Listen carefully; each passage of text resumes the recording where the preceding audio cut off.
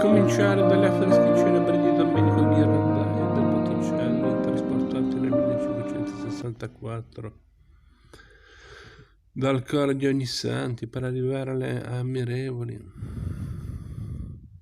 performance tecnologiche di età lorenese, quando l'architetto Niccolò Gasparo Paoletti arriva a trasportare da un luogo all'altro nella villa di Poggio Imperiale tutta una grande volta affrescata da Ottavio Vagnini, e nell'anno 1788 il tabernacolo di Giovanni da San Giovanni, oggi nella galleria dell'Accademia. Le parole con le quali il contemporaneo Domenico Moreni lodava tali imprese non devono sembrare eccessive se si pensa ai mezzi tecnici dell'epoca, e sono comunque testimonianza dell'eccellente professionismo raggiunto dagli operatori fiorentini nel settore tradizionale del trasferimento degli affreschi. Nelle metodologie nuove dello stacco e dello strappo, tuttavia, i restauratori fiorentini sono costretti ad accettare, sia pure malvolentieri, il primato tecnico dei loro colleghi emiliani o lombardi. È un fatto che il più apprezzato estrattista, come si chiamavano allora gli specialisti nel distacco dell'affresco, attivo a Firenze verso la metà dell'Ottocento, non era fiorentino neppure toscano. Mi riferisco a quel Giovanni Rizzoli da Pieve di Cento, che nel 1842 staccò dal Duomo di Firenze il Giovanni Acuto di Paolo Uccello e il Niccolò da Tolentino di Andrea del Castagno, e che nel 1850 compì la stessa operazione sugli uomini illustri del Castagno, già nella villa di Legnaia presso Firenze, ed oggi esposti agli Uffizi nell'aula di San Pier Schieraggio. I limiti tecnici degli interventi delle Rizzoli sono stati rilevati con severità.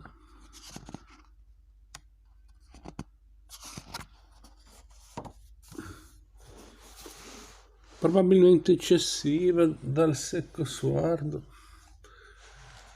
e riconsiderati più di recente dal Conti.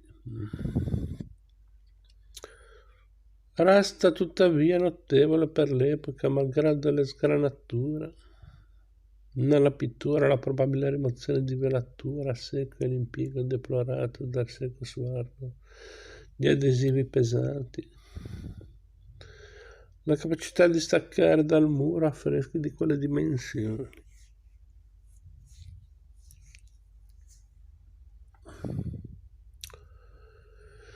Occorre poi riconoscere che dopo le opportune puliture intervenute negli anni 50 di questo secolo, quei capolavori dell'Uccello e del Castagno risultano ancora godibilissimi e in sufficienti condizioni di integrità. Quando nel 1861 l'esposizione italiana di Firenze premiò come esemplari gli stacchi della Rizzoli e del bresciano Bernardo Gallizioli, quest'ultimo particolarmente apprezzato dal secco Suardo, la scuola estrattista lombarda aveva raggiunto un livello davvero considerevole di qualità tecnica. A riesaminare oggi, dopo più di un secolo, i profeti del Moreto staccati dal Gallizioli, da Palazzo Martinengo Cesaresco di Brescia, e presentati all'esposizione fiorentina, non si può non rimanere ammirati di fronte alla maestria dell'intervento che mantiene all'affresco il suo carattere arido e scabro, e rispetto all'autografia del maestro bresciano, fino al punto di lasciare in vista a quell'epoca le fratture e le abrasioni di superficie, raccordando le mancanze a neutro intonato. A Firenze, dopo il sistema dello strappo lombardo e del trasporto su tela, si preferisce l'antica collaudata tecnica del trasporto a massello o del distacco con l'intonaco riportato solo incannucciato,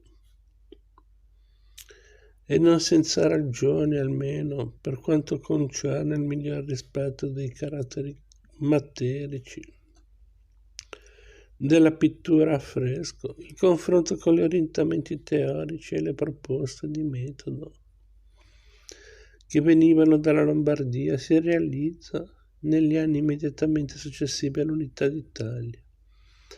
E fu un incontro-scontro non privo di qualche asprezza e di molti malintesi. Firenze, l'abbiamo visto, aveva una tradizione illustre da difendere. Tradizione che si fondava su un'antica sapienza artigiana affinata dalla consuetudine secolare con il restauro e la manutenzione di un impareggiabile patrimonio artistico.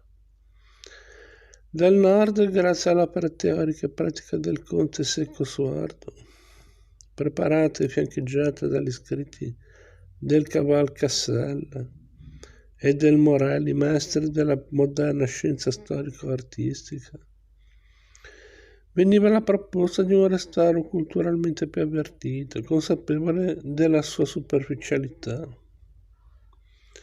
della sua specificità, tecnica e metodica, in grado di meglio soddisfare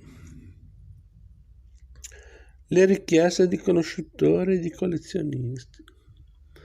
La prima parte del libro di Secco Suardo, un'opera che può essere legittimamente definita il primo contributo italiano ai problemi della conservazione del patrimonio artistico che si presenti in forma organica e metodologicamente compiuta, vide la luce nel 1866. Nello stesso anno Ulisse Forni, principe dei restauratori fiorentini, pubblica il suo manuale del pittore restauratore. La coincidenza delle date di edizione non potrebbe essere più utile per mettere a fuoco due diverse culture del restauro. Non si tratta tanto di differenze, che pure esistono, nei ricettari, nei metodi, e neppure di orientamenti teorici antagonistici.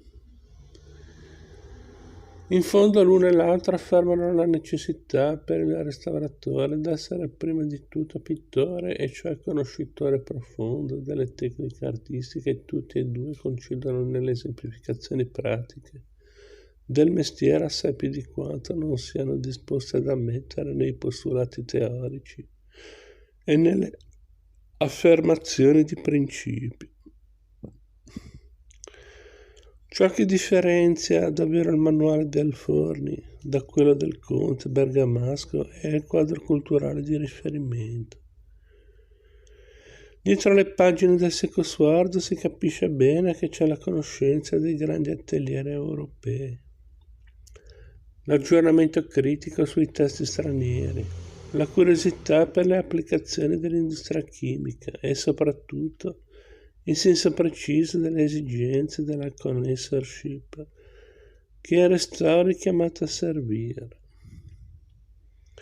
Più provinciale e anche più asfittico è invece il cerchio culturale all'interno del quale sembra muoversi Ulisse Forni.